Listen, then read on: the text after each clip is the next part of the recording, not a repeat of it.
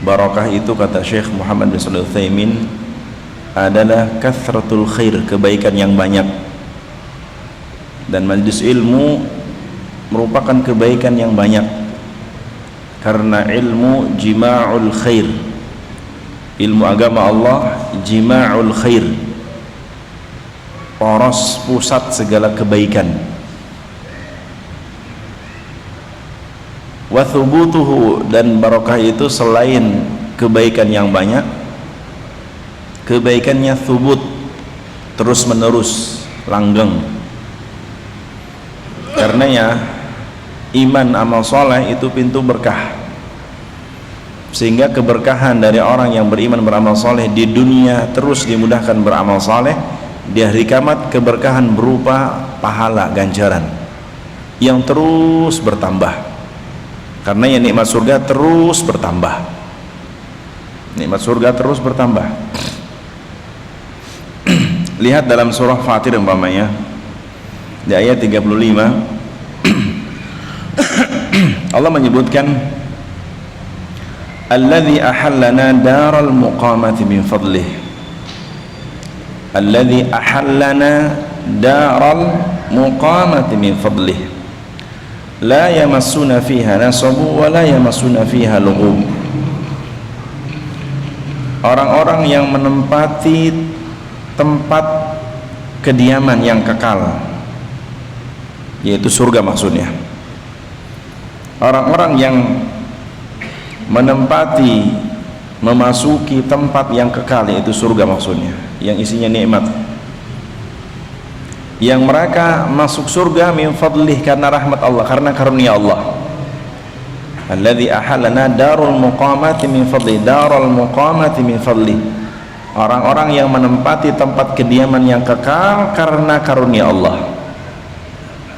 La yamassuna fiha nasab, mereka akan mengatakan ketika masuk surga, mereka mengatakan la yamassuna fiha nasab, kami di dalam tempat kemuliaan yaitu surga tidak merasakan nasab, tidak merasakan lelah, tidak merasakan apa, kelelahan. Wala yamassuna fiha lughub, dan kami juga tidak pernah merasakan lesu, lemah, letih, lesu kan koncone ya kan, lemah, letih, lesu. Orang kalau sudah lama biasanya letih, lesu, dan semua kita merasakan di muka bumi ini. Nah, tapi di surga Allah, orang-orang yang beriman masuk surga itu tidak pernah merasakan keletihan, kelemahan, lesu, nggak ada. Selalu energik, selalu apa? Energik. Kalau di dunia ada kalanya apa? Lemah, letih, lesu, akhirnya ambruk. Iya kan? Sehingga akhirnya pengaruh ke ibadah. Iya nggak? Pengaruh nggak? Fisik yang lemah, kondisi tubuh yang lesu, pengaruh nggak ke ibadah? Pengaruh.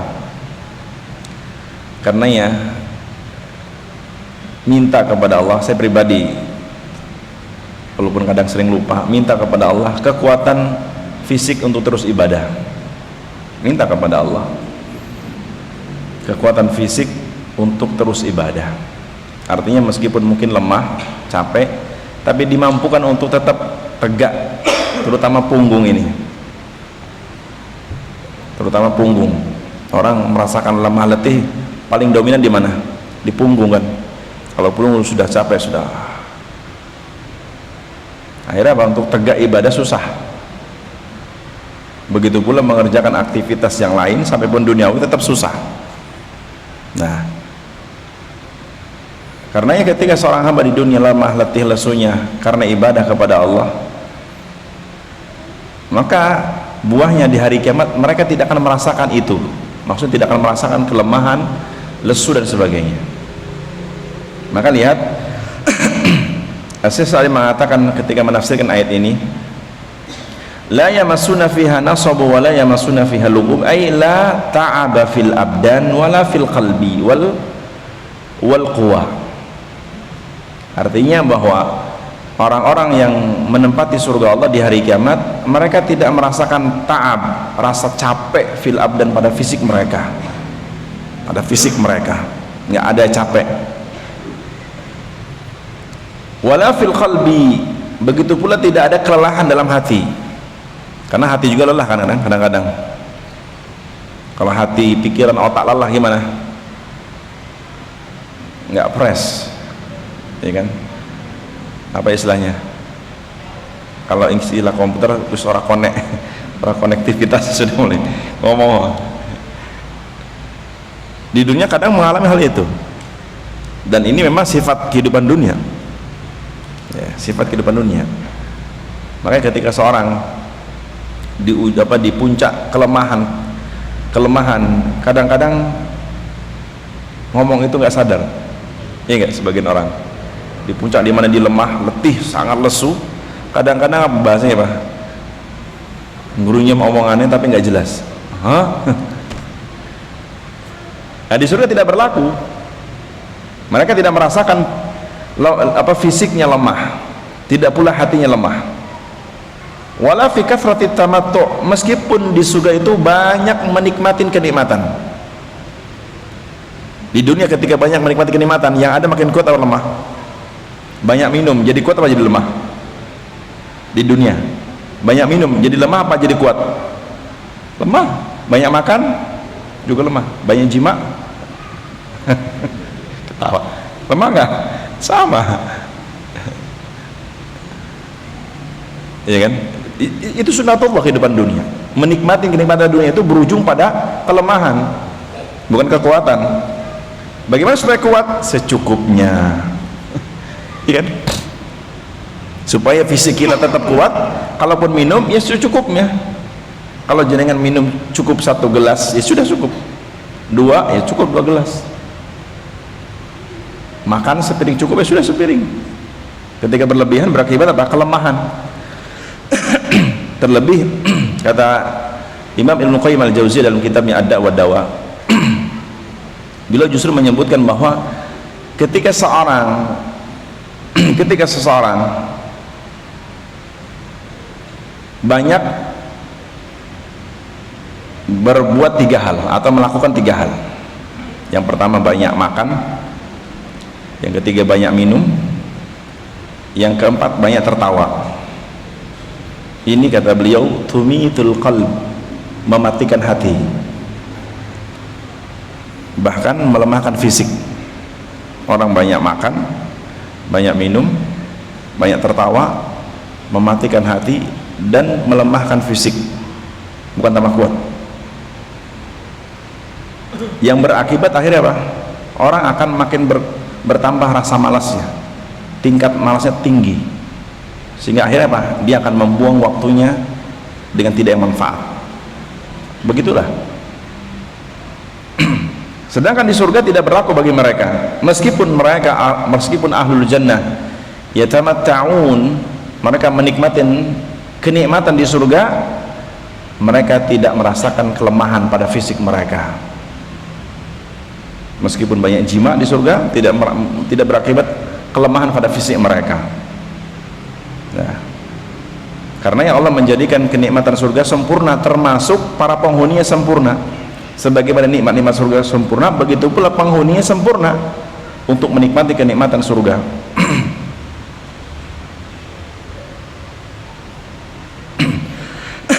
Dan mereka mendapatkan nikmat tersebut min fadlih, karena karunia Allah, dari karunia Allah Subhanahu wa taala. Karena apa? Karunia dari Allah Subhanahu wa taala.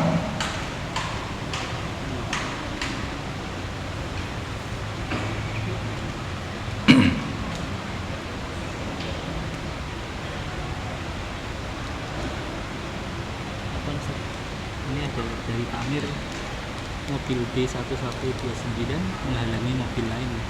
Mobil lainnya mau keluar. Mobil apa? Nggak tahu. Mantap. Coba pas saya ngomong. Mobil saya bukan? Nggak tahu. B1129. Belakangnya apa? 29. Mobil apa? Nggak disebutin, ini cuma B1129. Coba mobil pantai Anda bukan?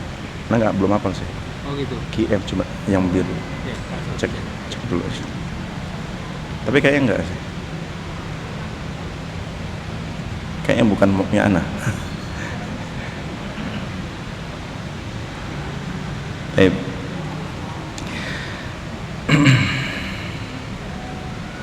Saya mana tadi? Sampai ahlul jannah tidak merasakan kelemahan dan keletihan. Dan itu di antara nikmat yang sempurna yang Allah berikan kepada ahlul jannah.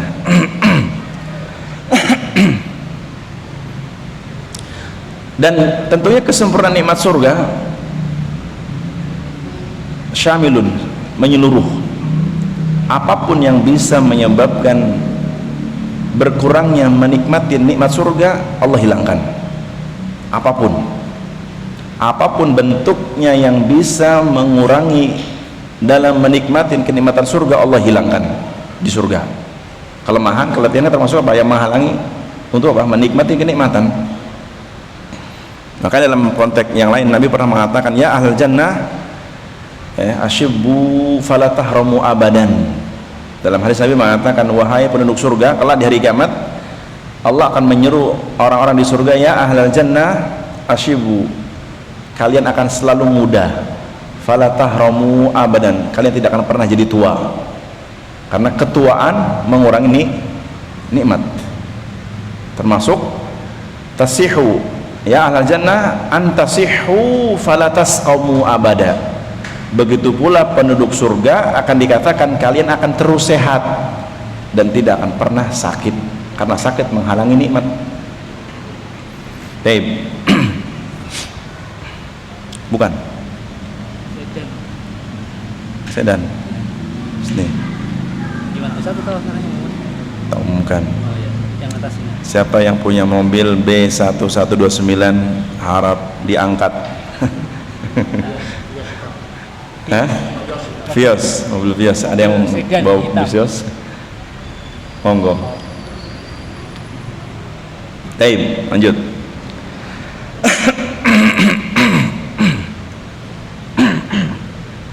Yang mengurangi nikmat ini.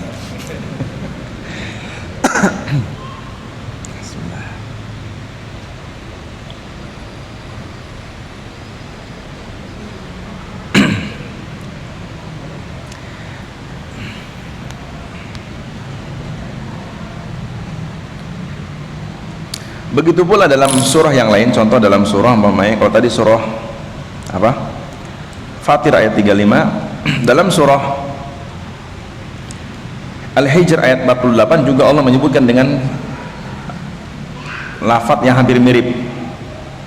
Dalam surah Al-Hijr ayat 48, la yamassuhum fiha nasabu wa ma hum minha bimukhrajin. Bahwa ahlul jannah, mereka di surga kata Allah tidak merasakan kelemahan, kelesuan. Wa mahum minha bimukhrajin, dan mereka tidak akan pernah keluar dari surga, tidak akan pernah mau keluar dari surga, ya tidak akan pernah apa? Keluar dari surga. Kenapa? Tempat nikmat, karena tempat nikmat. Adapun nikmat-nikmat dunia tentunya apa? Sifatnya semu, bahkan terkadang kamuflase. Apa kamuflase? Menipu. Saya pernah mendengar ceramah Syekh guru kami Syekh Muhammad Abdullah Al-Utsaimin hafizallahu taala, bahwa beliau pernah menceritakan dulu Ibnu Taimiyah rahimahullah di zaman yang pernah ada seorang yang dia semangat beribadah, dua orang. Kemudian suatu ketika salah satu dari dua orang ini merasakan capeknya ibadah, capek. Datanglah seseorang yang dia itu syaitan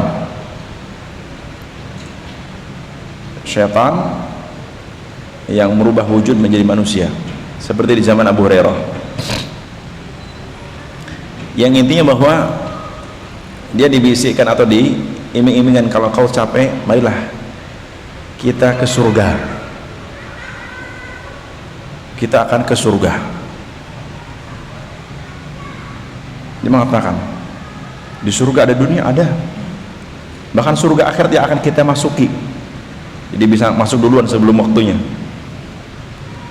dalam kisah tersebut disebutkan bahwa maka orang ini pun tertarik untuk diajak oleh orang ini, orang yang lain, yang ketiga itu syaitan. Dibawa di malam hari, dibawa ke suatu tempat yang dia seolah-olah melayang. Dibawa itu dengan apa? Dengan buat terbang atau gimana? Ini bercerita. Kemudian dia dibawa ke tempat yang sangat indah, sangat indah, yang sebagaimana disebutkan ini surga, tempat yang paling indah. Cuman orang yang mengajak ini mengatakan bahwa kita hanya bisa menikmati surga di malam hari. Sebelum terbit fajar kita harus sudah pulang. Artinya hanya bisa nikmati di malam hari. Sebelum terbit fajar kita harus pulang. Kalau tidak, maka tidak akan pernah menikmati lagi surga ini. Maka dia pun apa? Mau nggak mau pulang setelah menikmati surga tadi, pemandangan yang indah, kenikmatan yang banyak. Diajak pulang. Yang ketika di siang hari dia tidak tahu di mana tempatnya, tapi indah gitu. Dan itu terjadi beberapa kali. Sampai akhirnya dia pun mulai melemah dalam ibadah, mulai meninggalkan ibadah. Kemudian dia pun mengajak teman yang satu tadi untuk sama-sama ke surga. Dia mengatakan, ada surga? Iya, setiap hari saya lihat, tapi di malam hari. Kadang kata teman yang kedua, kalau gitu aku pengen ikut, boleh nanti saya beritahu ke yang ajak saya, tapi tadi syaratnya hanya bisa di malam hari dan sebelum terbit fajar kita harus sudah pulang. Maka diajaklah yang kedua ini, diajak, dan dia merasakan luar biasa indahnya apa yang disampaikan oleh temannya, bahwa itu indah, tempat yang sangat indah. Kemudian ketika datang waktu fajar, sebelum fajar dia diajak pulang oleh dua orang tadi, teman yang pertama. Dia tidak mau. Dia bilang, saya sudah capek ibadah, saya tidak mau lagi keluar dari surga. Artinya orang yang kedua ini tidak mau diajak pulang. Kalau memang ini surga, saya tidak mau pulang. Saya sudah lama capek letih dalam ibadah dan saya mau di sini. Maka tetap dia bujuk tidak mau, akhirnya ditinggalkanlah. Artinya tidak diajak oleh dua orang tadi. Ketika di pagi hari sampai waktu siang, di mana dia? Fil mazabil, di tempat sampah. Dia berada di tempat sampah. Begitulah syaitan, seringkali mengelabui manusia dengan surga-surga yang menipu. Makanya ada sebagian orang-orang yang berpemahaman sufi, kadang-kadang ketika dia di puncak ibadah, kadang dia mengaku bahwasan didatangi oleh Rabb, oleh Allah, dan dikatakan sudah kau tidak perlu ibadah lagi. Jaminanmu surga. Dan seringkali seperti itu, dan banyak orang yang percaya dengan cerita-cerita seperti ini. Padahal itu semua apa? Kamuflase dari para syaitan, yang intinya agar mereka meninggalkan ibadah sebagai puncak kenikmatan surga duniawi. Makanya para mengatakan bahwa hakikat surga yang hakiki itu di surga, di hari kiamat.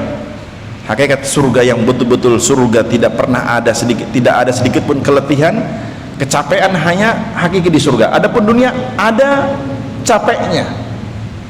Kalaupun ada surga dunia yang dalam artian surga dunia yang tidak pernah merasakan letih, itu mustahil. Tapi rasa nikmatnya ada, yaitu pada kenikmatan ibadah.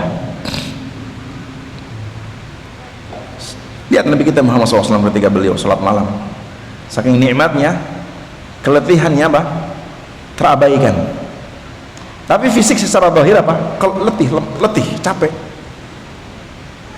Tapi untuk mendapatkan apa? Surga akhirat yang tidak akan pernah capek sedikit pun.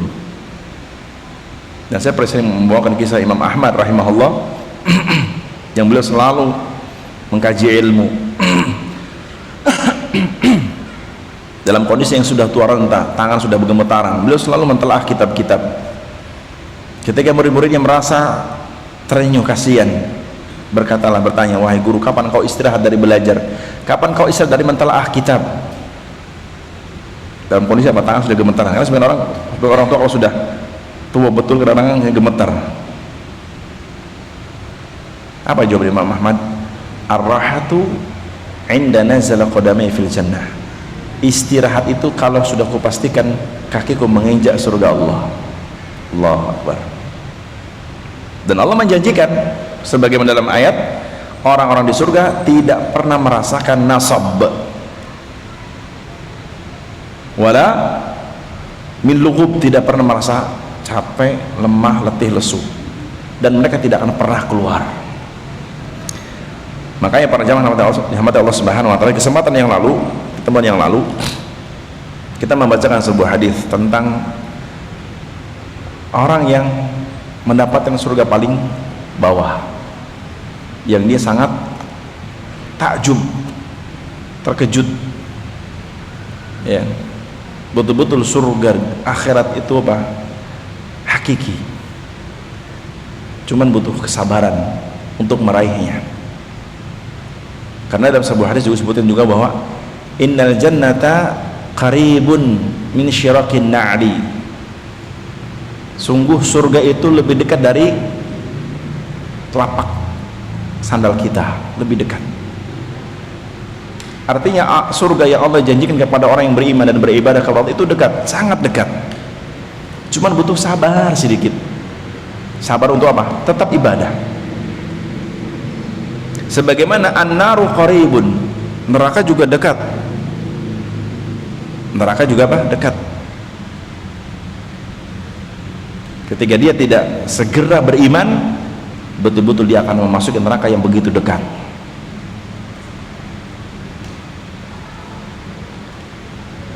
Bagaimana Ustaz memahami konsep seperti itu? Bagaimana memahami konsep bahwa surga itu dekat, neraka itu dekat? Konsep memahaminya dengan membandingkan hakikat kehidupan dunia dan akhirat. Itu pondasi, itu caranya. Cara memahami hadis Nabi bahwa surga itu dekat, neraka itu dekat, pahami apa yang Allah dan Nabi jelaskan tentang hakikat kehidupan dunia dan akhirat. Baru dia akan faham bahwasannya surga itu dekat dan akhirat itu dekat. Satu contoh mama yang gini. Apa yang Allah firmankan dalam surah Al-Mu'minun ayat 112. Dalam surah Al-Mu'minun ayat 112 sampai 115. Kata Allah, kalau ketika manusia di hari kiamat dibangkitkan oleh Allah, Allah akan bertanya kepada mereka, qala kam labithtum fil ardi adada sinin.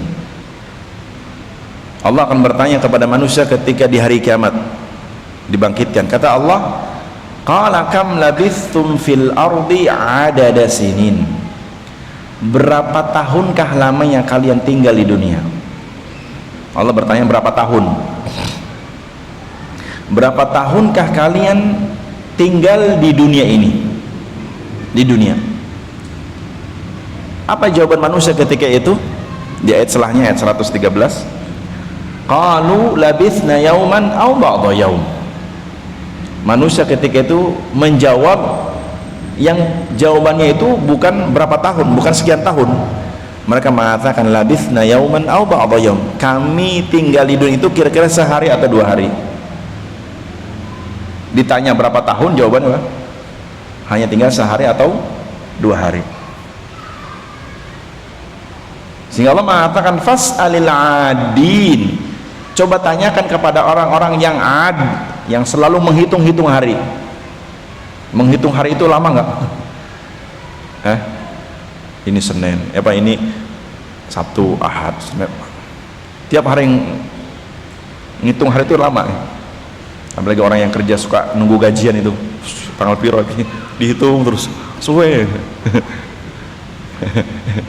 Contoh aja yang suka menghitung hari karena nunggu gaji, mame. Itu lama itu. Itu lama. Sehingga Allah mengatakan ketika fas'alilahni, coba tanya kepada orang-orang yang betul-betul menghitung hari. Bahwa mereka itu apa? Tinggal di dunia itu lebih kurang dari 2 hari atau lebih sedikit lagi. Sehingga Allah mengatakan di ayat selanjutnya juga, qala in labithum illa qalila. Kata Allah, tidaklah kalian tinggal di dunia kecuali sangat singkat, sangat singkat, sangat singkat. Tisu.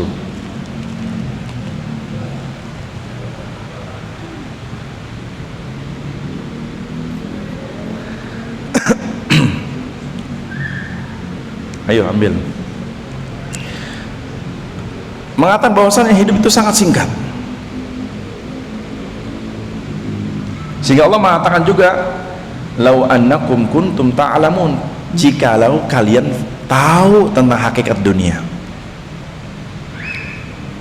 Bawa semuanya. Hal yang lain pemain yang bisa kita pahami. Contoh tidurnya Ashabul Kahfi. Tidurnya Ashabul Kahfi berapa tahun? 300 sinin. 300 sinina wazdadu tis'a.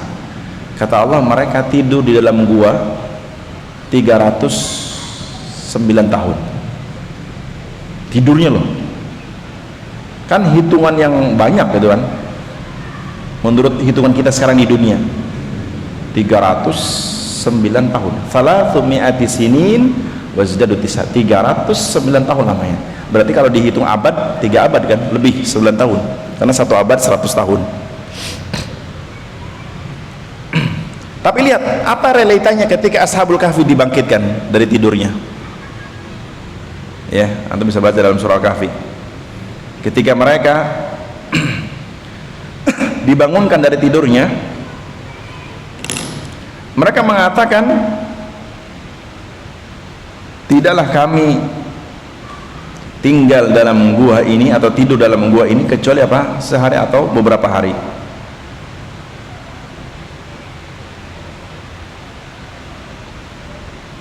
Nah, dalam surah Al-Kahfi ayat 19.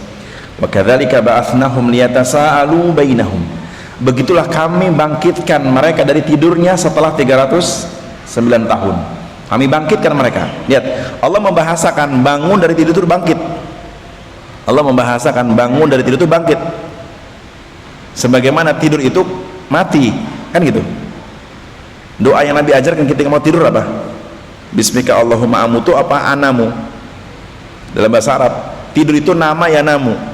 Dalam bahasa Arab, tidur itu nama yanamu. Mati mata yamutu. Tapi yang Nabi ajarkan ketika doa hendak tidur apa? Bismika Allahumma amutu wa ahya. Bukan bukan mengatakan bismillahi anamu wa ahya, enggak. Atau bismillahi anamu wa aiqadu. Dengan menyebut nama Allah, aku hendak tidur dan aku bangun kembali. Yang Nabi ajarkan tidak itu lafadznya, bukan itu. Yang Nabi ajarkan bismika Allahumma amutu, ya kan? Dengan menyebut nama Allah, aku hendak mati. Kata para ulama menunjukkan bahwa memang tidur itu kematian. Tidur itu kematian. Sehingga ada istilah an-naumu akhul maut, tidur itu saudara kematian. Karena yang Nabi ajarkan doa hendak tidur bismika Allahumma amutu wa ahya, dan hidup kembali. Artinya bangun dari tidur hidup kembali. Sebagaimana ketika bangun dari tidur apa doanya? Alhamdulillahilladzi ahyana ba'dama amatana wa ilaihin nusyur. Lihat doanya. Segala puji bagi Allah, alhamdulillahilladzi, segala puji bagi Allah yang ahyana, yang telah menghidupkan kami, ba'dama amatana, setelah Allah mematikan kami. Maksudnya setelah Allah jadikan kami tidur. Tapi Nabi mengatakan amatana, setelah Allah mematikan kami. Wa ilaihi nusyur, dan hanya kepada Allah lah kita akan dikumpulkan di hari kiamat. Lihat, doanya luar biasa kan? Wa ilaihi nusyur, dan kepada Allah lah kita di hari kiamat akan dikumpulkan di hadapan Allah di mahsyar untuk dihisab. Kan luar biasa doa. Kalau kita memahami doa-doa ini luar biasa. Banyak pelajaran yang akan kita dapatkan dari ilmu. Doa-doa saja banyak sekali. Maka lihat, Ashabul Kahfi Allah katakan, wa kadzalika ba'atsnahum liyatasaalu bainahum. Begitulah kami bangkitkan mereka dari tidurnya selama 309 tahun untuk saling bertanya satu sama lain, supaya bangun kemudian nanya. Qala qailun, maka bertanyalah salah satu di antara Ashabul Kahfi kepada temannya. Kata Allah tentang mereka, Kam labithum, berapa kira-kira kalian tinggal di sini? Bertanyaan, anak sama-sama tidur semuanya kan? Bangun, mereka mengatakan, kam labithum, berapa lama kira-kira kalian tinggal di sini? Apa jawaban teman-temannya? Qalu labithna yauman aw ba'dha yaum. Teman-teman yang menjawab, tidaklah kami tinggal di gua atau tidur dalam gua ini kira-kira yauman, sehari, aw ba'dha yaum, atau beberapa hari. Bukan tahun jawabannya, sehari atau beberapa hari, ya. Tapi mereka tidak yakin, sehingga Allah mengatakan qala rabbukum a'lamu bima labithum, Rabb kalian lebih tahu berapa lama kalian tinggal di gua ini. Fab'athu, nah setelah itu karena bangun langsung lapar, iya, maka lihat orang tidur itu merasakan lapar nggak? Hah? Tidur merasakan lapar nggak? Berarti antum tidur ayam. Antum tidur bisa merasakan lapar, berarti antum tidur ayam antum. Kayak ayam melengan ini. Kalau hakikat tidur betul-betul tidur di dunia, nggak akan rasa lapar. Kapan mulai rasa lapar? Ketika ngelilir, melek. Ya kruk keparatnya. Berarti bangun kan ya? Ya gitu. Begitu pula ashabul kahfi kata Allah. Ketika mereka bangun, saling bertanya satu sama lain berapa lama tidur di gua. Mereka mengatakan sehari atau 2 hari atau berapa hari. Tapi mengatakan, udahlah Allah yang tahu berapa lama kita tinggal di sini. Nggak usah pikirkan itu. Akhirnya apa? Mereka mengatakan, fab'atsu ahadakum biwarikikum. Coba siapa di antara kalian yang bisa membeli makanan di kota? Ini ada uang nih yang aku bawa kemarin, sempat ku bawa. Warik itu uang receh atau uang yang sifatnya apa? Logam. Fab'atsu ahadakum biwarikikum hadhihi ilal Madinah. Coba beli makanan salah satu di antara kalian ke kota, beli roti. Falyandur ayyuha azka ta'aman, dan lihat mana makanan yang baik buat kita. Falyatikum birizqin min, supaya datang membawa rizki itu. Ya. Wala yatalaffaf wala yush'iranna bikum ahada, dan mereka pun pergi dengan hati-hati, dan mereka tidak faham bahwa kondisi di luar telah berubah. Dia tidak paham, dikiranya kondisi Madinah masih penguasa yang zalim, yaitu Dzikyanus menguasai ketika itu. Padahal sudah berubah, dan dia tidak sadar telah tidur 309 tahun. Ya, terus kamu baca sendiri ya. Intinya bahwa lihat ashabul kahfi ketika mereka bangun sehari 2 hari.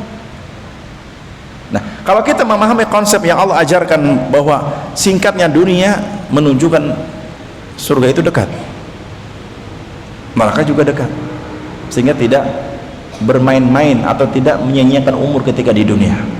Singkat, boleh singkat.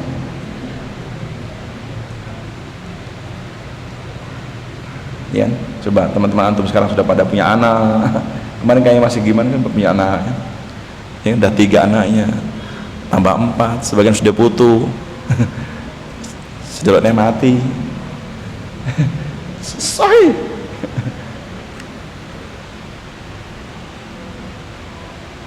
Coba orang yang biasa rutinitas sibuk, atau antum yang pernah merantau jauh dari kampung halaman, antum merasa di kampung halaman, di perantau mungkin sekian tahun, pulang wong desa sepeda orang enek, Pak Lais mati, Bu Le mati.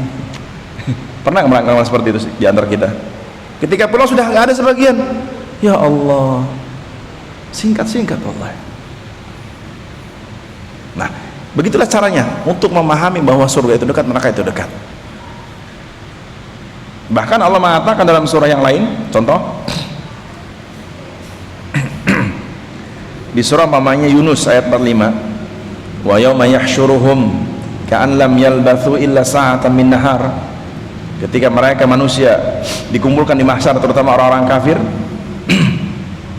tapi secara umum manusia, maka ka'an lam yalbathu, tidaklah mereka ketika dibangkitkan di hari kiamat, tidaklah mereka melihat, memandang lamanya hidup di dunia, illa melainkan sa'atan min nahar, sesaat di siang hari. Yata'arafuna bainahum, ibaratkan baru ta'aruf, baru kenalan, sudah selesai kan, ujuk-ujuk film selesai.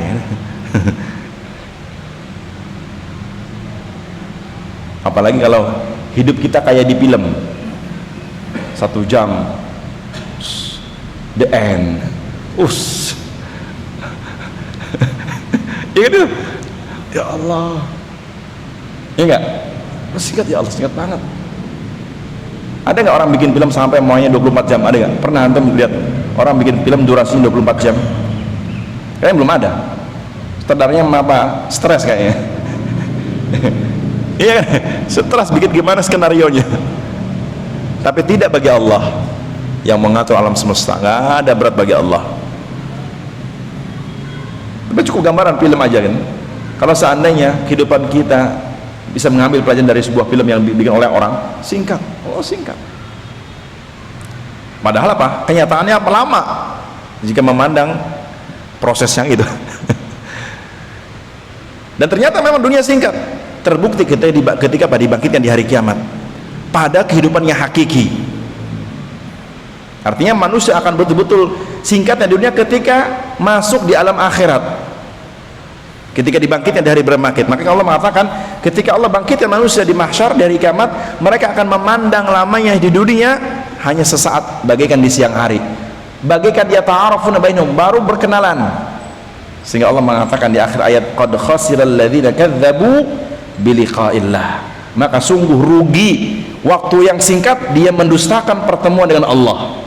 Sungguh merugi orang-orang yang di dunia itu singkat umurnya tapi dia mendustakan Allah, tidak beriman kepada Allah, mendustakan akhirat, mendustakan surga neraka. Dia merugi kata Allah. Dan Allah katakan qad, sungguh merugi. Wa ma kanu muhtadin, dan menunjukkan mereka itu tidak dapat petunjuk sedikit pun. Enggak dapat petunjuk. Dan petunjuk itu harus dicari gak? Harus dicari petunjuk itu. Tidak bisa datang dengan sendirinya. Seandainya manusia-manusia secara umum, terutama orang-orang kafir, mereka mencari Rabbnya, mencari hakikat Rabbnya sebagaimana mereka mencari makan dan minum, pasti akan Allah berikan pintu hidayah terbesar buat mereka. Kan gitu. Seandainya orang-orang kafir secara khusus mereka mencari tahu Rabbnya sebagaimana mereka mencari makan dan minum dengan sungguh-sungguh, pasti akan Allah tunjukkan siapa Rabbnya dan Allah berikan pintu hidayah. Tapi kebanyakan apa? Kadzdzabu, mendustakan akhirat, nggak mau peduli, sehingga otomatis dari kiamat tidak mendapatkan apa? Nikmat, dan mereka akan terus mendapatkan keletihan di neraka jahanam. Karena surga sebagaimana tempat yang tidak akan pernah merasakan rasa capek, sebaliknya neraka tempat yang tidak akan pernah merasakan rehat. Mereka akan selalu dalam keletihan, letihnya azab neraka jahanam. Dan ini pernah kita singgung insyaallah. Taib. Juga berikutnya di antara nikmat surga, bahwa di surga itu memiliki tingkatan. Surga itu memiliki tingkatan. Sunatullah, sunatullah. Sebagaimana ahwalun nasi fid dunya maratib, wa kadzalika ahwalun nasi fil akhirah. Sebagaimana kondisi kehidupan manusia di dunia itu ada maratib, ada tingkatan, ada yang di atas, ada yang di bawah, sesuai dengan jerih payah mereka, sesuai dengan apa? Kerja keras mereka. Maka begitu pula akhirat. Begitu pula akhirat. Bahwa di akhirat juga di surga Allah ada maratib, ada tingkatan-tingkatan. Yang tidak semua orang sama dalam satu tingkatan, berbeda-beda. Dan kemarin kita sebutkan tentang tingkatan orang di surga yang paling bawah mendapatkan surga 10 kali lipatnya dunia dan seisinya.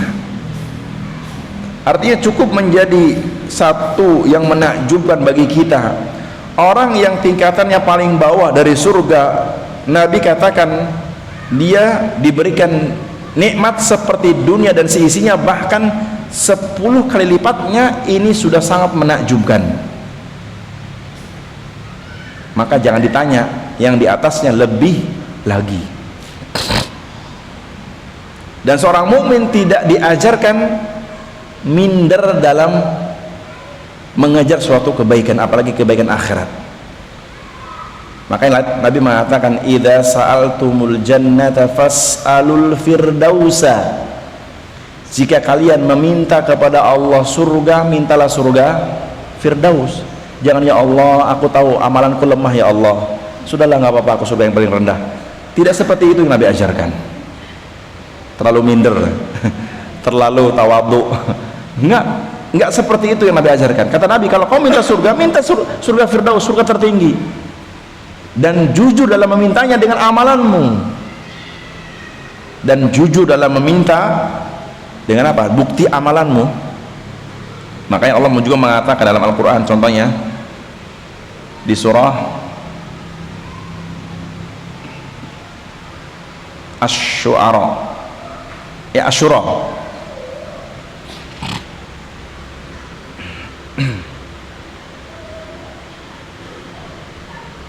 sebentar.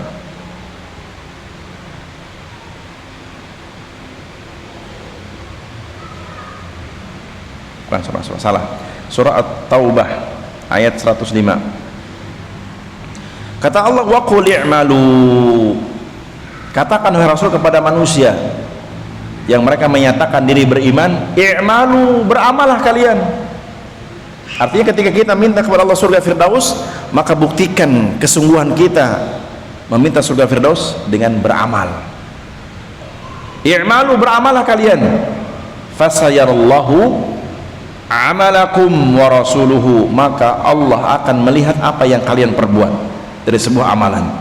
Begitu pula Rasulmu. Wal mu'minun, begitu pula orang-orang beriman akan melihatnya bagaimana keseriusan dalam beramal. Wasaturadduna ila alimil ghaibi wasyahadah fayunabbi'ukum bima kuntum ta'malun, dan kalian akan dikembalikan kepada alimil ghaib, kepada alam ghaib, wasyahadah, dan alam persaksian. Fayunabbi'ukum, dan kalian akan diberitahukan bima kuntum ta'malun, apa saja yang pernah kalian perbuat ketika di dunia. Dan ini suatu hal yang perintah dari Allah agar kita sungguh-sungguh dalam beramal untuk mendapatkan surga. Dalam hal dunia saja Allah perintahkan kita sungguh-sungguh, kan, sehingga ada istilah orang Arab, manjada wajada. Siapa yang sungguh-sungguh pasti berhasil. Harusnya kalau istilah kata seperti ini dipraktekkan dalam dunia, dalam hal duniawi, harusnya akhirat juga sama sebenarnya. Ketika seorang menasihati temannya, sungguh-sungguhlah dalam usaha, insya Allah kau sukses, manjada wajada. Siapa yang sungguh-sungguh berhasil. Harusnya hal ini pun ditanamkan dalam hal mengejar akhirat. Manjada wajada, manjada wajada, ya. Nabi mengatakan, inna ahlal jannati la yatara'awna ahlal ghurafi min fawqihim kama tatara'awna al-kawkab dzurriyya al-ghabira min al-ufuqi min al-masyriqi awil maghrib litafaduli ma bainahum. Qalu ya Rasulullah, tilka manazilul anbiya la yablughuha ghairuhum. Qala bala walladhi nafsi biyadihi rijalun amanu billahi wa saddaqul mursalin. Nabi menyebutkan, sesungguhnya para penduduk surga itu akan berusaha melihat penghuni-penghuni kamar yang ada di atas mereka. Nabi menyebutkan bahwa di surga itu penduduk surga akan melihat penghuni-penghuni kamar-kamar yang ada di atas mereka, tingkatan akan melihat yang di atas mereka. Sebagaimana kalian berusaha melihat bintang yang terang gemerlap cahayanya di langit dari arah timur atau dari arah barat. Kita lihat bintang kemana? Ke atas, kan? Masya Allah. Itu masih suka nggak lihat bintang? Nggak suka? Sekali bawa anak antum tuh bintang itu.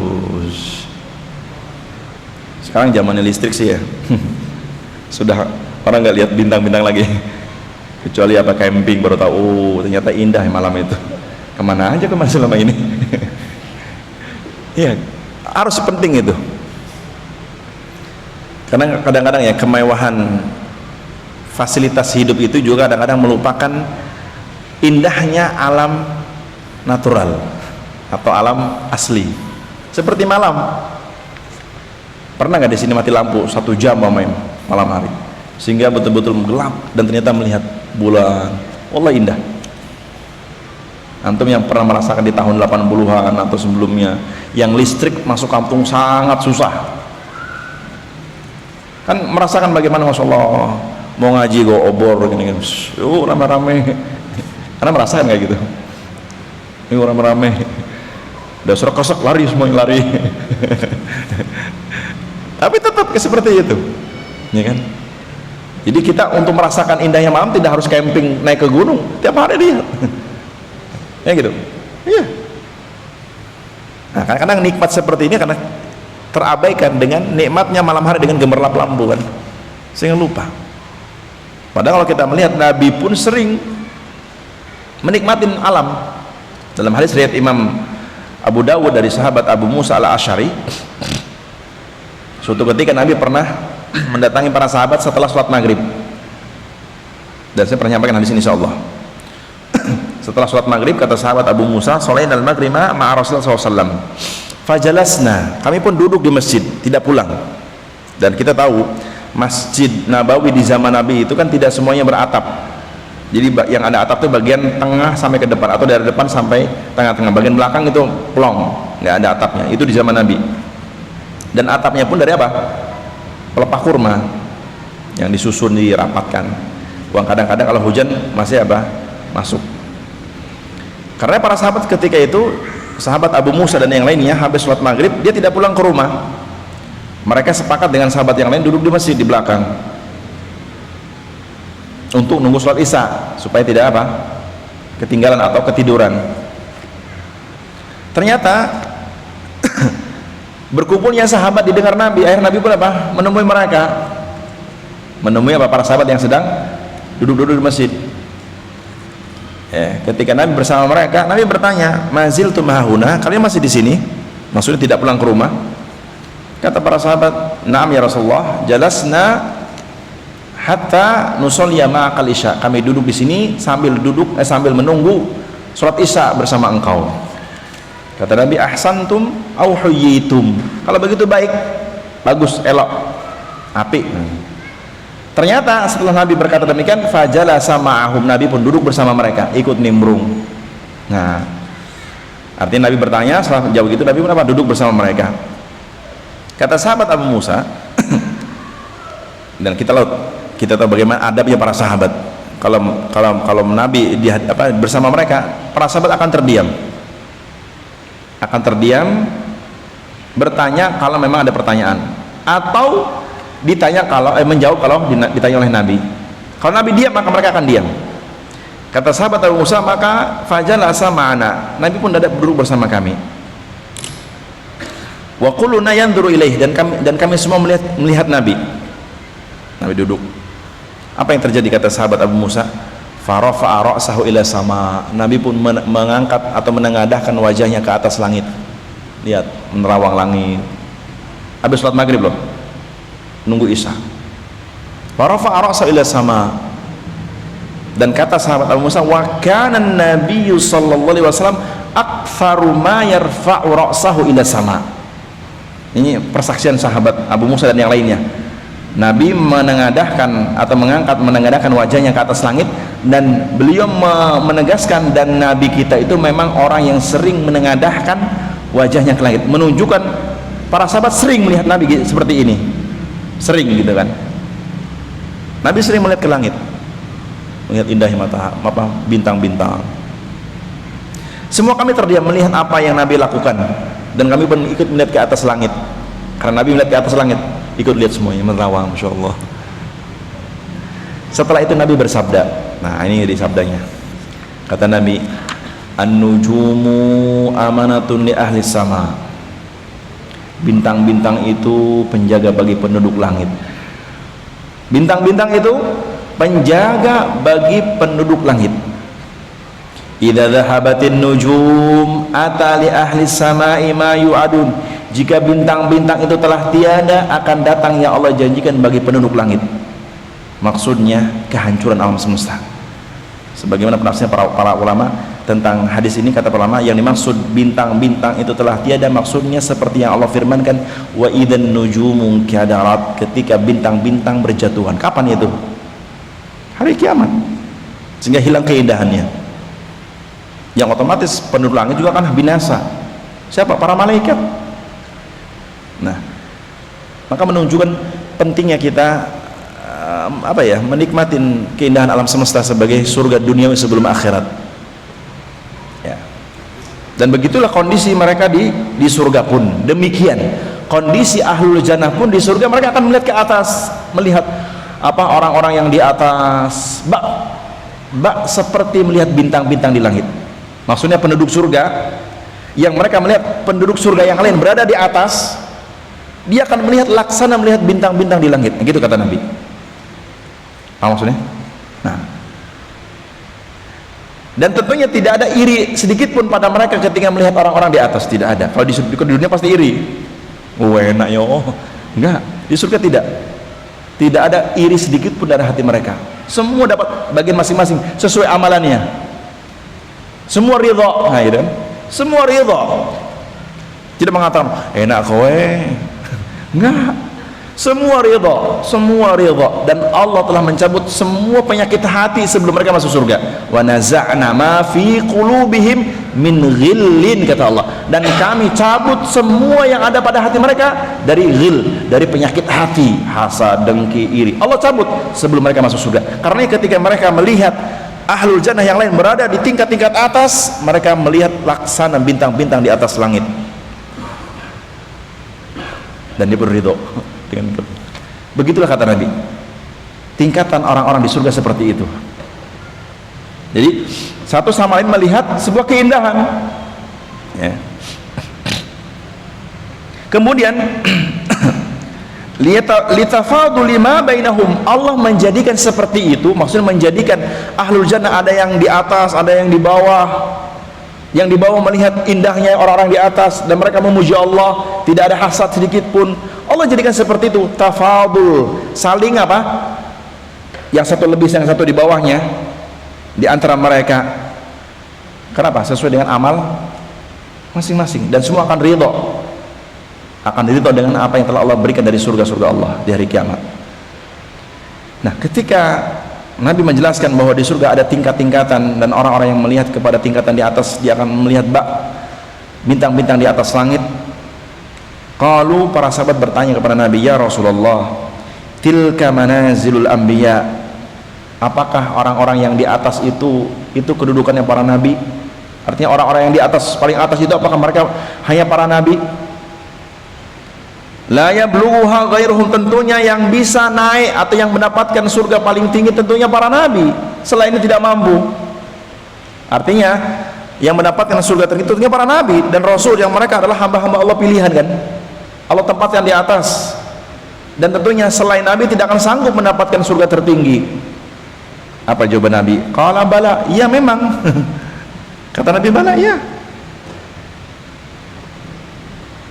Tetapi kata Nabi, walladzi nafsi biyadihi, demi jiwaku berada di tangan Allah, rijalun amanu billah. Artinya ketika Nabi mengatakan bala, iya, tentu, artinya tentu Allah akan menjadikan tingkatan para anbiya, para nabi dan rasul itu di atas surganya. Akan tetapi kata Nabi, walladzi nafsi biyadihi, demi jiwaku berada di tangan Allah, rijalun, ada juga orang-orang selain dari para nabi, maksudnya amanu billah, yang mereka itu beriman kepada Allah, wa saddaqul mursalin, dan mereka juga membenarkan para rasul, yang dengannya mereka juga akan mendapatkan tingkatan surga di atas seperti para nabi. Berarti jawaban dari Nabi bahwasanya betul para nabi itu akan ditingkatkan di paling atas surga-surga Allah, tetapi bukan berarti selain para nabi tidak bisa. Siapa mereka? Yaitu orang-orang yang betul-betul beriman kepada Allah dan membenarkan apa yang dibawa oleh para rasul dari Allah Subhanahu wa taala, beriman kepada Allah. Berarti kita pun bisa. Iya, bisa. Makanya Nabi mengajar dalam hadisnya, kalau kau minta surga, mintalah surga Firdaus, menunjukkan bahwa Nabi seolah menjelaskan selain para nabi pun bisa mendapatkan surga Firdaus. Iya, maka minta kepada Allah surga tertinggi Firdaus. Surga yang paling apa? Yang paling tinggi, di bawah arsy. Dan kesempatan itu bagi kita yang hidup masih ada, bagi saya, bagi antum, semuanya masih ada, karena masih hidup, masih bisa berdoa, masih bisa beramal. Sahih? Ya. Jadi hakikatnya saya dan anda ini lagi berlomba-lomba untuk mendapatkan surga Firdaus. Kembali kepada kita masing-masing untuk bahu-membahu, saling memotivasi, ayo kita bareng-bareng ke surga. Karena kita bahas di kesempatan yang lalu bahwa masuk surga itu apa? Rombongan, enggak dewe-dewean, rombongan. Dan saya berharap dengan pengajian ini kita masuk surga rombongan. Allahumma amin. Kan itu harapannya kan? Kan gitu harapannya. Jadi ternyata selain para nabi pun bisa mendapatkan tingkatan surga tertinggi dengan catatan mereka betul-betul beriman kepada Allah dan membenarkan apa yang dibawa oleh para rasul dari sisi Allah berupa syariatnya, mengamalkan perintah Allah dan sebagainya. Kemudian seperti apa bangunan di surga? Berikutnya, seperti apa bangunan di surga? Karena kita masih membahas mengintip nikmat surga. Ini di antara nikmatnya. Ngintip melalui ayat Al-Quran maksudnya. Iya Bang? Mengintip nikmat surga melalui ayat Al-Quran dan hadis Nabi. Tanpa itu nggak bisa ngomong saya pun. Baik. Dalam riwayat Imam Ahmad dan yang lainnya, Nabi menyebutkan dari sahabat Abu Hurairah, ketika Nabi ditanya oleh sahabat Abu Hurairah, ya Rasulullah, akhbirna 'anil jannah. Kata sahabat Abu Hurairah ketika bersama sahabat yang lain bertanya kepada Nabi, ya Rasulullah, akhbirna 'anil jannah, beritahu kami tentang surga. Coba beritahukan kami surga itu seperti apa. Maka Nabi menjelaskan tentang bangunan surga. Dan mereka juga mengatakan memang bagaimana bangunan di surga itu seperti apa bangunan di surga. Tentunya ini gambaran ya, bukan hakikat, karena hakikat tentunya tidak. Maka Nabi menjawab, al-jannatu labinatu dhahab, bahwa surga itu bangunannya adalah dari zahab, dari emas. Artinya bangunan di surga itu bangunan apa saja min zahab, dari emas, walabinatu fiddatin, dan batanya artinya bata emas dan bata perak. Artinya surga itu batu batanya kan pasti ada, setiap bangunan itu pasti ada dinding kan. Nah kalau dinding di dunia apa? Batu bata, batako, apa lagi? Atau yang kayak yang ringan-ringan itu apa namanya? Hah? Nah itulah pokoknya. Nah, Nabi menjelaskan tentang bangunan di surga, menunjukkan surga ada bangunannya. Kata Nabi, labinatu dzahabin wa labinatu fiddatin, bahwa dinding bangunan di surga itu terbuat dari emas dan perak. Wa milatuhal misku, bahkan lantainya itu adalah minyak kasturi, mengeluarkan aroma minyak kasturi. Al-adfar, yang sangat harum. Wa hasba'uha al-lu'lu'u wal yaqut, ya, bebatuannya adalah mutiara dan permata. Ada sebenarnya orang kan bikin rumah itu kadang dikasih indah, ada tamannya, ada bebatuan supaya indah memang. Dan Nabi pun mengatakan di surga juga ada yang seperti ini. Hakikatnya bagaimana hanya Allah yang tahu. Kata Nabi bahwasannya hasba'uha, bebatuan-bebatuan yang ada di surga itu terbuat dari mutiara dan permata. Bahkan wa turabuha za'faran, dan tanah surga itu za'faran, itu rumputan yang sangat indah dan mengeluarkan aroma yang sangat harum. Man yadkhuluha yan'amu wa la yab'as, siapa yang memasuki surga maka dia akan mendapatkan nikmat dan tidak akan pernah mengalami sengsara. Ya, orang yang masuk surga akan merasakan nikmat dan tidak akan pernah sengsara. Wa yakhlud, dan mereka akan kekal dalam surga. Wala yamut, dan mereka tidak akan mati di surga. La tabla thiyabuhu, bahkan pakaian-pakaian ahlul jannah tidak akan pernah usang. Apa usang? Usang itu sudah nggak jreng. Kalau ini warnanya apa ini? Apa warnanya ini? Biru langit. Ada waktunya masanya kelak akan apa? Usang, nggak lagi cerah. Apalagi sering dijemur ya. Iya nggak? Iya nggak? Iya. Termasuk wajah-wajah kita kan. Para suami sering keluar, apalagi yang sering banting tulang, kena matahari mulai keriput, rambut mulai ubanan. Sudah kenyataan kan ya. Tapi di surga kata Allah, kata Nabi, mereka jangankan fisik, wong pakaian aja tidak akan pernah usang. Wala yafna syababuhu, bahkan orang-orang di surga itu pancaran kepemudaan yang tidak akan pernah hilang. Atau apa ya? Apa istilahnya tuh? Aura, bahasa kerennya. Aura kepemudaannya tidak akan sirna begitu saja. Kan gitu. Kalau di dunia supaya tetap jreng, ya, apalagi ibu-ibu tetap glowing, skincare-nya mahal ora? Oh, skincare-nya mahal. Iya kan? Untuk wajahnya sendiri, iya kan? Untuk bedaknya sendiri. Karena perlu dijaga terus kan.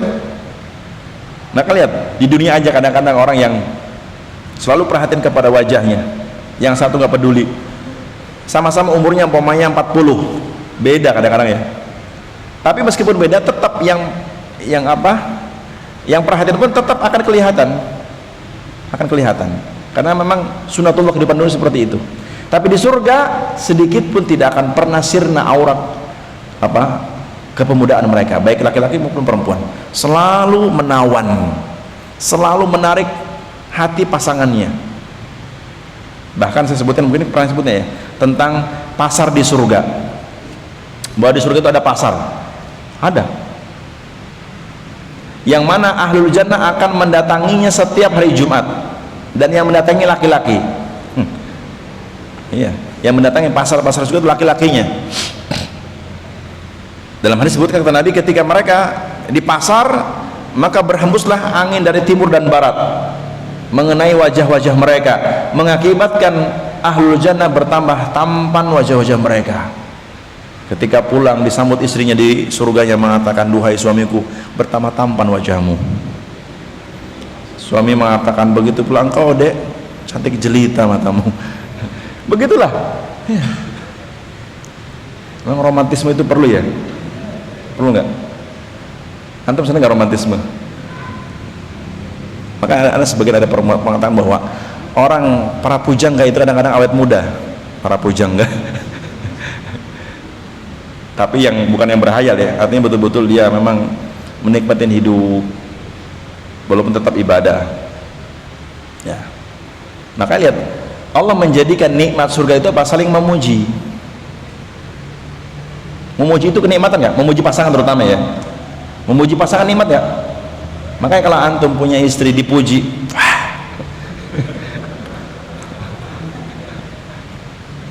karena suami itu suka memuji nggak? Kalau suami nggak suka memuji juga bahaya, alamat gersang cintanya. Iya. Begitu juga perempuan seorang istri ketika sudah malas dipuji suaminya, sudah gersang cintanya. Berarti kalau sudah gersang cintanya, sudah gersang rumah tangganya, mengakibatkan juga tidak romantis. Perlu nggak romantis? Apakah romantisme dalam rumah tangga itu hanya di pernikahan dini, di awal-awal pernikahan? Yang sudah umur 50 nggak perlu romantis? Bapak-bapak yang sudah jenggotnya putih, perlu nggak romantis dengan istrinya? Jos. Perlu, wallahi perlu. Bahkan saya sering janji sama istri, harus dijaga sampai tua. Iya, betul. Karena kalau kita melihat tentang kondisi orang-orang di surga, mereka sering memuji terhadap pasangannya, dan itu kenikmatan. Wallahi ahlul jannah, penduduk surga, mereka saling memuji satu sama lain. Maksudnya apa? Antara suami istri. Dan terbukti di hadis tadi, ketika suami-suami mereka pulang dari pasar, istri akan memuji di depan pintu, pertama tampan dirimu. Dan sebaliknya juga suami akan memuji istrinya. Begitulah keadaan ahlul jannah, dan itu kenikmatan. Dan kalau kita melihat bagaimana kehidupan Nabi di dunia saja, Nabi termasuk orang yang subur pujian terhadap istrinya.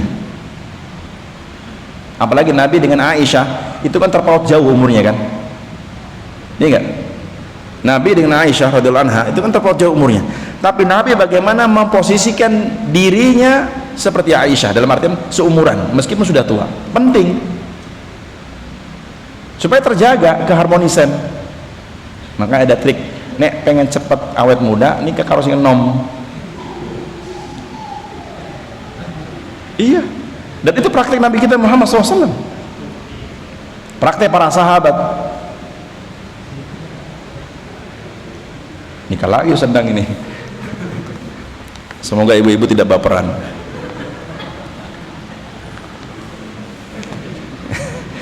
Bicara nikmat, bicara nikmat. Kan kita bicara tentang mengintip nikmat surga, dan nikmat surga seperti ini yang Allah jelaskan dalam Al-Quran, yang Nabi jelaskan dalam hadis. Begitulah bahwa ahlul jannah saling memuji satu sama lain terhadap pasangan masing-masing. Dan juga kata Nabi dalam hadis yang lain disebutkan,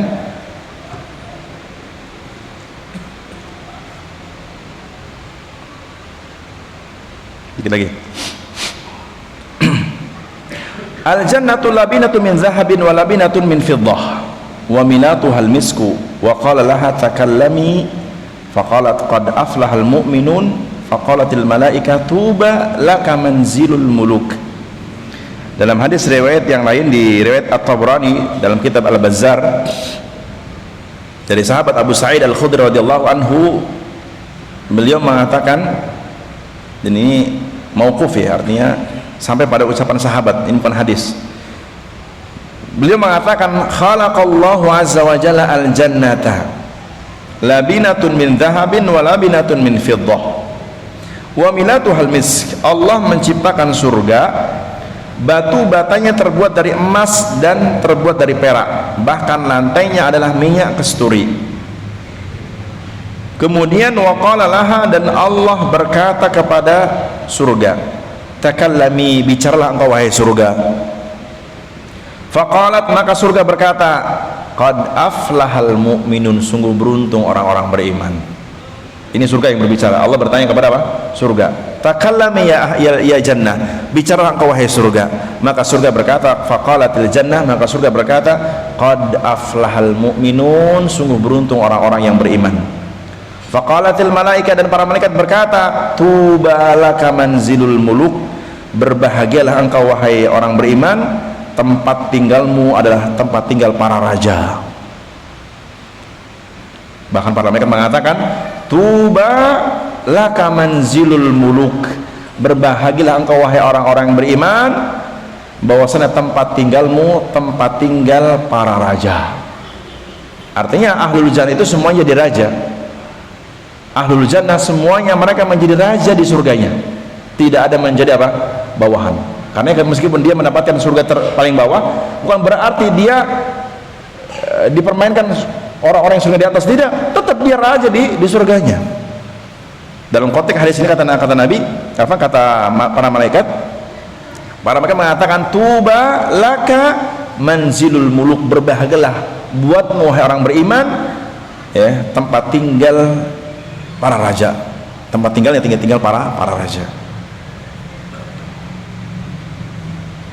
Dan juga di surga ada kamar-kamar.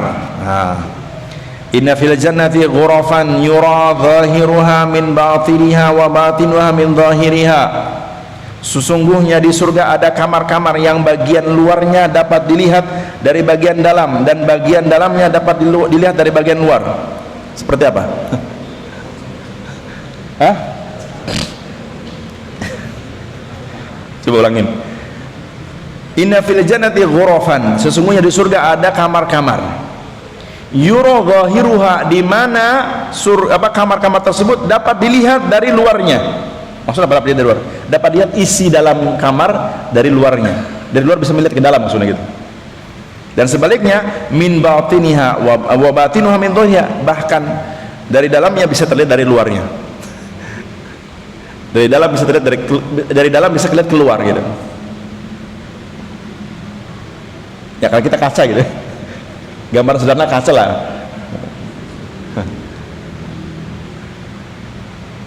Bahkan tidak hanya ini kan, dalam hadis yang lain disebutkan sifat bidadari surga saking mulusnya, kata Nabi, tulang sumsumnya kelihatan dari belakang. Ya, dalam hadis Nabi mengatakan saking mulusnya bidadari surga, Nabi menggambarkan mukhuha yura min saqaiha, bahwasannya tulang sumsumnya terlihat dari luar betisnya, kelihatan saking mulusnya. Antum bisa gambarkan lah yang memiliki istri yang mulus kan, kan sampai kelihatan, kadang urat-urat kelihatan. Iya kan? Saking apa? Saking mulusnya, rekoso sedikit orang ento kok kasar. Akhirnya apa? Jadi raja di rumahnya. Orang gelem ngumbai, orang gelem masak, ya kan? Ada kan seperti itu? Ada itu. Saking mulusnya, menjaga kemulusannya. Kalau di dunia tetap orang muslimah tetap harus berkhidmat kepada suaminya. Kasar dikit nggak apa-apa lah, beli suami skincare atau apa apalah yang bikin mulus-mulus, nggak apa-apa. Sahih. Bahkan lihat kalau kita melihat Fatimah, siapa Fatimah binti Rasulullah SAW, bagaimana kehidupannya di dunia, atau beliau termasuk apa? Ihda sayyidatun nisa'i fil jannah. Kata Nabi, Fatimah putri beliau, min ihda sayyidatun nisa'i fil jannah, termasuk salah satu dari penghulu wanita di surga. Apakah beliau Fatimah yang Nabi katakan salah satu menjadi penghulu wanita di surga, apakah di dunia betul-betul dia apa tadi maksudnya? Nggak mau kerja, betul-betul menjaga kemulusan tangannya, nggak nanti kasar, kan tidak demikian. Saking capeknya bikin roti, adonan, masak dan sebagainya, ngurus rumah dan sebagainya, sampai-sampai beliau berkeinginan cari pembantu, mintalah kepada Nabi kan. Dan ketika hendak menemui Nabi nggak ada, jadi beritahu kepada yang lain, kepada istrinya, dan akhirnya dia pun pulang. Di malam hari datanglah Rasulullah kepada mereka berdua. Dalam riwayat ketika Nabi mengetuk rumahnya dan masuk, Fatimah bersama suaminya Ali bin Abi Thalib sedang berbaring dan kecapean. Dan ketika mereka hendak bangun, kata Nabi, ala rislikum, sudah diam di tempat kalian. Maka Nabi pun duduk di samping ranjang dan memberikan solusi. Idza awa ila firashika, jika kau hendak ke tempat tidurmu, faqra subhanallah 33 kali, alhamdulillah 33 kali, Allahu akbar 33 kali, dan la ilaha illallah. Maka ini lebih baik dari pembantu. Betul, kata Nabi, ini lebih baik dari pembantu. Apa hikmahnya? Hikmahnya bahwa seringkali kelemahan berkhidmah seorang istri kepada suaminya karena kekuatan hatinya melemah, maka menguatkannya dengan zikir. Wallah, saya pribadi jujur, memang pekerjaan itu capek 24 jam kata istri saya. Kamu 24 jam gak lelah, kadang mau tidur gak sempat tidur kan. Tapi memang itu ketentuan Allah buat para wanita, dan pintu surga seperti itu, ya kan, seperti itu. Dan Allah lihat, Nabi menjelaskan bahwa Fatimah termasuk salah satu dari penghulu wanita di surga. Ternyata kehidupannya di dunia seperti itu, lelah, mengadon roti tiap hari, capek. Begitulah memang kehidupan dunia. Dan juga pada sahabiah-sahabiah yang lain juga sama, kehidupan mereka tidak jauh beda. Bahkan mungkin antum pernah dengar ceritanya Asma binti Abi Bakar. Asma, jadi Abu Bakar memiliki anak Aisyah kan, bersuamikan siapa? Rasulullah kan.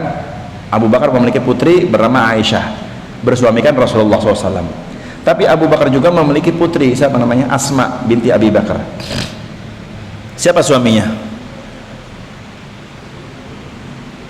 Asma binti Abu Bakar, siapa suaminya? Ada yang tahu?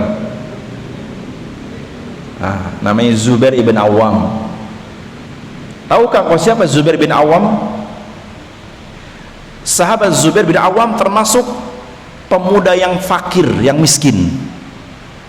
Disebutkan dalam riwayat, harta yang paling berharga cuma dua, satu ekor kuda dan unta. Ya lumayan lah. Tapi untuk di zaman ketika itu, di kalangan para pemuda ketika itu, pemuda-pemuda Quraisy tentunya ya, yang paling fakir seperti ini. Sehingga ketika kita tahu bahwasanya Asma kan ayahnya Abu Bakar kan. Abu Bakar orang kaya bukan? Orang kaya konglomerat. Maka ketika dilamar oleh Zubair, Asma binti Abu Bakar Zubair, maka Asma tidak menolak ketika itu. Bahkan ayahnya pun Abu Bakar tidak menolak. Dan mereka paham tentang bagaimana kehidupan Zubair bin Awam, orang yang miskin, yang hartanya seekor kuda dan unta, yang kadang-kadang sakit-sakitan kudanya. Iya, disebutin orang sakit. Sehingga apa yang terjadi? Menikahlah Asma binti Abi Bakar. Kata Asma binti Abi Bakar, ketika aku menikah dengan Zubair, maka aku harus, kalau bahasa kita, aku pun harus banting setir, atau bahasanya apa?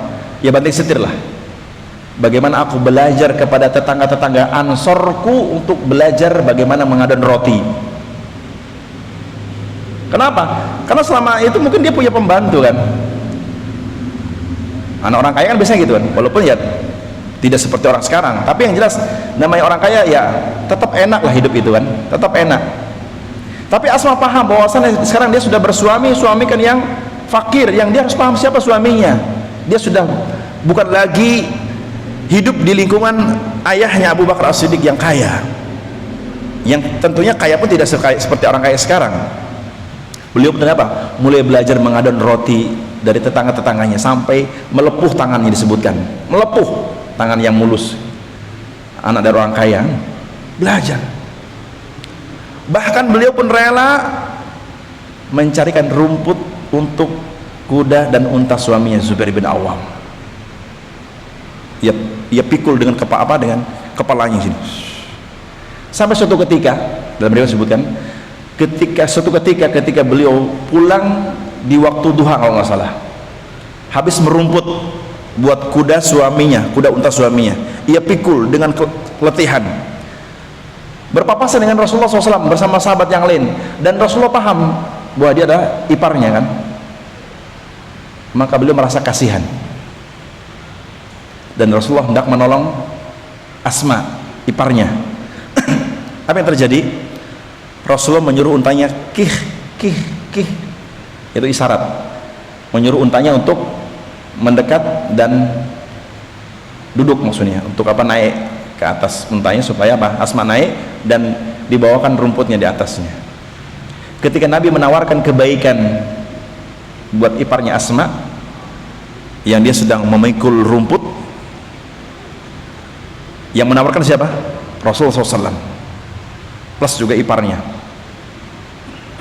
Apa yang terjadi? Kata Asma binti Abi Bakar, tadzakartu ghiratu zawji, aku teringat cemburu suamiku, aku teringat cemburu suamiku. Farafattu, aku pun menolak kebaikan dari Rasulullah SAW. Dia ingat cemburu suaminya Zubair. Siapa yang menawar kebaikan? Rasulullah SAW. Aku tinggalkan, aku tolak kebaikan Rasulullah karena teringat cemburu suamiku. Zaman sekarang Masya Allah sudah nggak eling dengan cemburu suaminya, ya kan? Banyak nggak sekarang wanita-wanita seperti itu, nggak ingat dengan cemburu suaminya. Hanya gara-gara nggak dikasih pekincar dah malas kan. Musibah di zaman sekarang, hanya gara-gara mau main uang belanja kurang, senyum aja nggak mau, apalagi ingat cemburunya. Semoga para akhwat mukminah yang hadir tidak seperti itu, dan semoga Allah menjaga kita dalam ketaatan dan kebaikan di dunia wal akhirah. Saya kira demikian. Insyaallah kita lanjutkan di kesempatan yang akan datang. Semoga bermanfaat. Ada pertanyaan enggak? Enggak ada ya? Enaknya didongengin memang. Baik. Intinya semoga bermanfaat, dan demi Allah saya membahas ini supaya kita semangat. karena surga itu membuat semangat. Maka tidak ada motivasi yang terbaik setelah ketakwaan kepada Allah kecuali mengingat nikmat surga, ya kan gitu. Tidak ada sesuatu yang paling baik setelah iman dan takwa kita kecuali mengingat surga Allah yang menjadi motivasi untuk tetap beriman dan beramal soleh. Begitulah yang Nabi ajarkan kepada para sahabat. Ketika sahabat sebagian melemah dalam keimanan, Nabi menjelaskan iming-iming surga supaya bangkit kembali semangat dalam beribadah dan beriman kepada Allah. Barakallahu fikum. Kita akhiri subhanakallahumma bihamdik asyhadu an la ilaha illa anta astaghfiruka wa atubu ilaik. Assalamualaikum warahmatullahi wabarakatuh.